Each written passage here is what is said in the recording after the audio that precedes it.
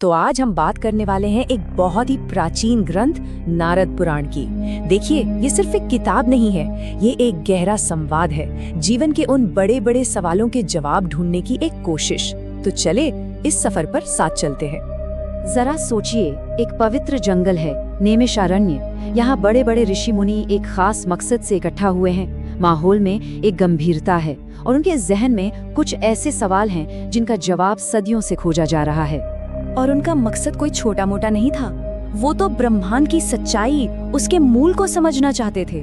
और जानते हैं, उनके वही सवाल इस पूरे पुराण की बुनियाद बन गए। सवाल क्या थे कि भाई, ये दुनिया बनाई किसने, इस जीवन मृत्यु के चक्कर से छुटकारा कैसे मिले, और सबसे बड़ा सवाल, उस परमात्मा तक पहुंचने का असली रास्ता कौन सा है। ये सवाल सिर्फ उन ऋषियों के नहीं थे, ये तो वो सवाल हैं जो हम सबके मन में कभी ना कभी उठते हैं। और यकीन मानिए, उन्हें जो जवाब मिले वो कोई आम जवाब नहीं थे। उन जवाबों ने तो जैसे पूरे ब्रह्मांड का एक नक्शा ही सामने लाकर रख दिया। मतलब सृष्टि कहाँ से शुरू हुई और वहां से लेकर एक इंसान के परम सत्य तक पहुंचने का रास्ता क्या है, सब कुछ। तो सबसे पहला और सबसे बड़ा खुलासा हुआ सृष्टि के स्रोत के बारे में। आखिर ये सब कुछ, ये पूरी कायनात आई कहाँ से? तो इस पुराण में जो जवाब मिलता है वो ये है कि हर चीज का स्रोत है नारायण, वो परम शक्ति जिसका कोई रूप नहीं, जो हर जगह है। वो एक ऐसा स्रोत है जो कभी खत्म नहीं हो सकता, और उसी से ये पूरा ब्रह्मांड बना है। वही शुरू है और वही अंत। अब देखिए, सृष्टि की प्रक्रिया को कितने दिलचस्प तरीके से समझाया गया है। जो परम शक्ति है नारायण, वो सृष्टि का फैसला करते हैं, और फिर उन्हीं से 3 रूप निकलते हैं। दाहिनी ओर से ब्रह्मा जो सृष्टि करते हैं, बीच से रुद्र जो संहार करते हैं, और बाईं ओर से विष्णु जो इस सृष्टि का पालन पोषण करते हैं। कह सकते हैं कि ये एक कॉस्मिक टीम है जो इस ब्रह्मांड को चला रही है और जिसका सोर्स एक ही है। ठीक है, तो ये तो हुई ब्रह्मांड की बात, लेकिन एक आम इंसान का क्या? वो कैसे जुड़े उस परम सत्य से? बस यहीं पर भक्ति का कॉन्सेप्ट सामने आता है। देखिए, ये पुराण एक बात बिल्कुल साफ कहता है, आप चाहे कितने भी कर्म कांड कर लें, कितनी भी तपस्या कर लें, अगर उसमें भक्ति नहीं है तो सब बेकार है। वहीं दूसरी तरफ भक्ति को ही हर सफलता की असली वजह माना गया है। यही वो रास्ता है जो आखिर में मुक्ति तक ले जाता है।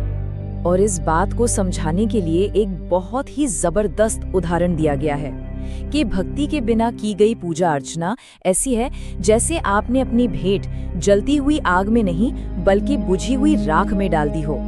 मतलब काम से ज्यादा उसके पीछे की भावना और प्रेम मायने रखता है। तो सवाल ये उठता है कि आखिर एक सच्चा भक्त होता कैसा है, उसके गुण क्या होते हैं, वो अपनी जिंदगी जीता कैसे है। आइए देखते हैं ये ग्रंथ क्या कहता है। तो सबसे पहले बात करते हैं अंदर के गुणों की। एक सच्चा भक्त एकदम शांत होता है, उसके मन में किसी के लिए जलन या ईर्ष्या नहीं होती। वो हर जीव में उसी परमात्मा को देखता है, तो फिर उसके लिए दोस्त और दुश्मन का फर्क ही मिट जाता है।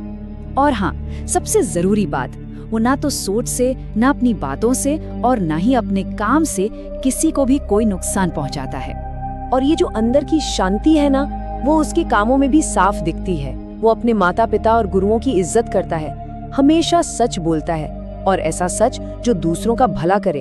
वो धर्म के रास्ते पर चलता है, दूसरों को खुश देखकर उसे भी खुशी होती है, और उसे पवित्र कथाएं सुनने में बड़ा आनंद आता है।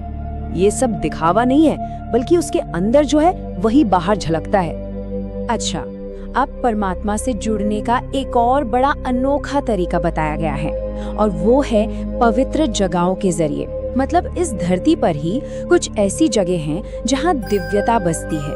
और इसका सबसे बड़ा, सबसे जीवंत उदाहरण क्या है? हमारी गंगा नदी। पुराण कहता है कि गंगा नदी भगवान विष्णु के चरणों से निकली है। सोचिए, ये सिर्फ पानी की एक धारा नहीं है, बल्कि धरती पर बहती हुई ईश्वरीय कृपा का एक जीता जागता सबूत है। और इसी श्रद्धा को दिखाते हुए एक सवाल पूछा गया है कि जो गंगा पूरे विश्व को पवित्र करती है, तो फिर भला इंसान उसकी सेवा क्यों न करें? ये सवाल दिखाता है कि इस पवित्र नदी के प्रति कितनी गहरी आस्था और सम्मान का भाव रखा जाता है।